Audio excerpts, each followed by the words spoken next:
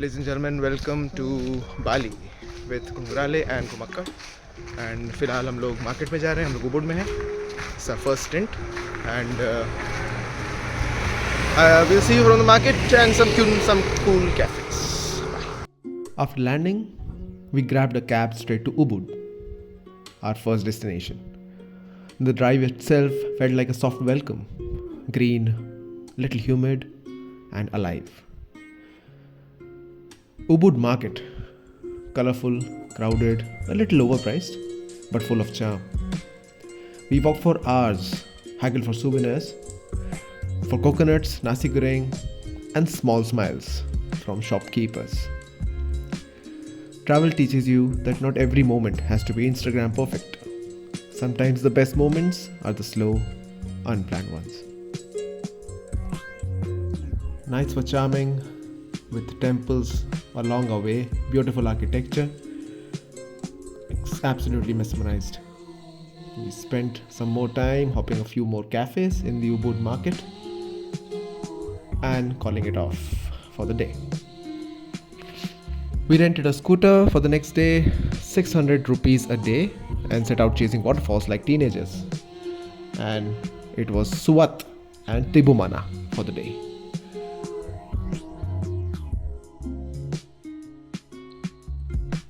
There is something grounding about swimming under a waterfall. You feel small, yet you completely are alive.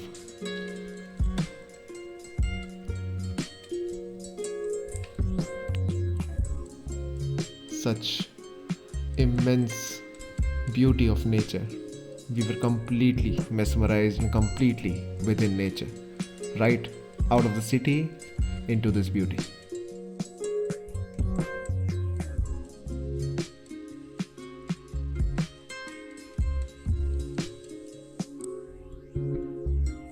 Another day of enjoying nasi goreng, mee goreng, and a lot of local delicacies. We also experienced sound healing for the first time, which was quite an experience. Hopping some more cafes, exploring Ubud. Not much traffic, but still, you need some skills on your two-wheeler ride. This day was the Mount Batur day. The alarm went off at 2 a.m. A quick tea, some cookies, bus full of sleepy hikers.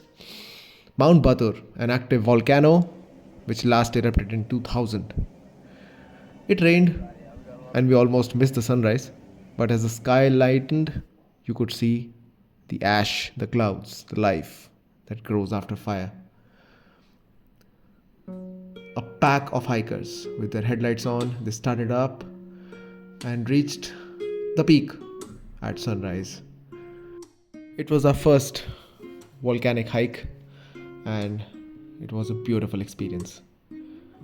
This was around 6 in the morning. Too much fog, too much rain, but we still experienced how the volcanic ash, the volcanic fumes come out. A line of bikers, if you cannot walk up, they take you to the top. And while descending, you need to be careful. If it's raining, it's a little slippery, but it's still fun. Anything in nature is fun. We stopped later at Luwak Coffee Farm, where patience and time literally brew the world's rarest coffee. Luwak, FYI, is an animal, and its poop is converted and processed into coffee beans. This day was the ATV ride, pure adrenaline, pure fun amongst the waterfalls. Tired and we explored more cafes. This was the early morning at Batur Lake, which was serene, and while Poonam was working, I was the only one exploring.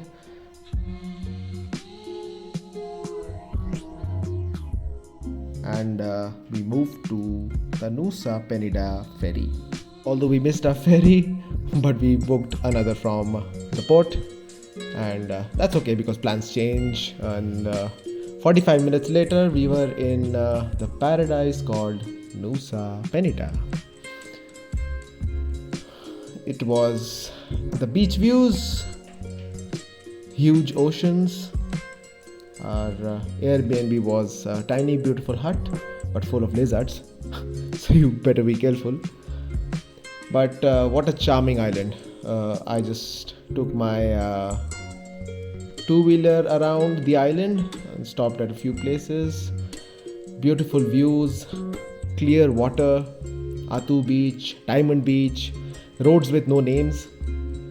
At times Poonam stayed in, and at times we explored together, riding endlessly, stopping for random viewpoints, banana pancakes, and whatnot.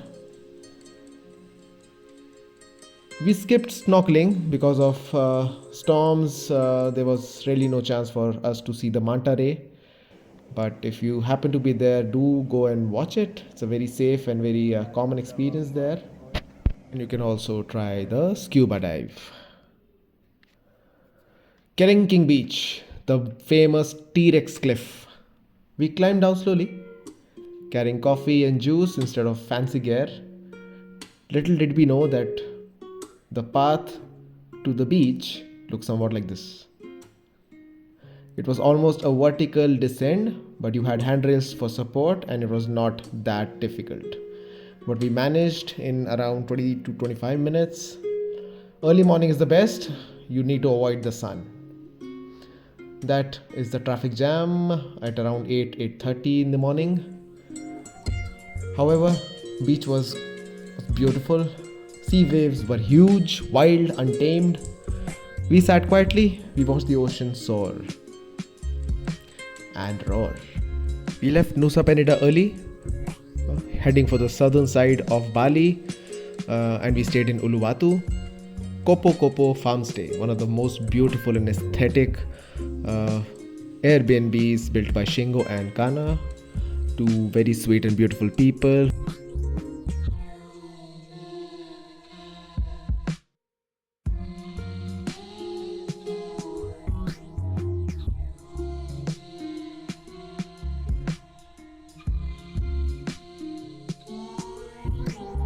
We tried a lot of vegan cafes, local markets, rode endlessly in traffic jams. And obviously, we are not the party kind of travelers. We missed the waterfalls, the silence, and the greens. This was more of a city vibe in southern Bali. However, every place has its rhythm, and sometimes it's okay if it does not match yours. Enjoy where you are. We enjoyed a ton of cafes, got good recommendations from locals. Also tried local gyms in Bali, which is huge because a lot of people from around the world have settled here, and the vibe is just phenomenal. Southern Bali, come here for the vibe, come here for watching fit people live their best life.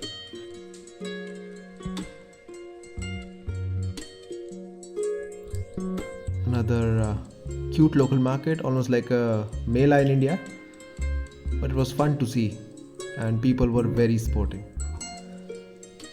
We used to get up pretty early just to avoid the crowd and just sit next to the sea, enjoy the waves, have some coffee, and then start our day. And thankfully, we got some very, very good breakfast places, some unique beaches, caves, and this was all purely local recommendation. We just did not see it on Google or anywhere online.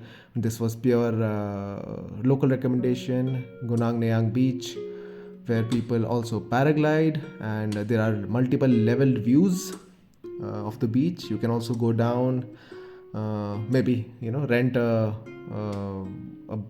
mattress and just lie down, enjoy. Maybe by sunset or after sunset they ask you to leave because of the waves and safety.